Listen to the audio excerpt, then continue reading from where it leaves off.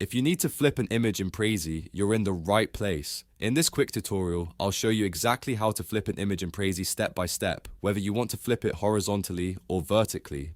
This is a simple trick, but it can make a big difference when you're adjusting the layout of your presentation and making your visuals look cleaner and more professional. If this video helps, please hit the like button and subscribe for more easy tutorials just like this. Alright, let's jump into it. First, open your Prezi presentation and click on the image you want to edit. Once the image is selected, look directly above the canvas for the context toolbar. In that toolbar, click the Edit Image button. If you prefer, you can also right-click on the image and choose Edit Image from the menu. Either method will open the image editing panel. Now that the image editing panel is open, look for the Crop and Rotate tool.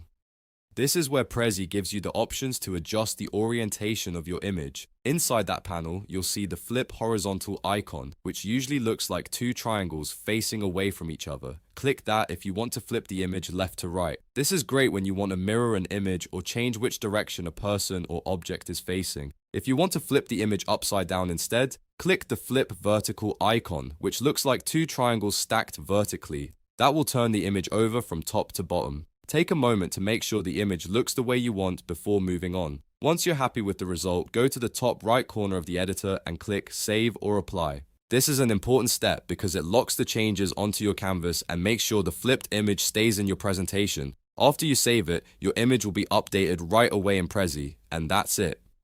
You've now learned how to flip an image in Prezi using the built-in image editor. It only takes a few clicks, and once you know where to find the Crop and Rotate tool, the process becomes really easy. If this tutorial helped you out, don't forget to like this video, subscribe to the channel, and turn on notifications so you won't miss the next Prezi tip. Thanks for watching, and I'll see you in the next one.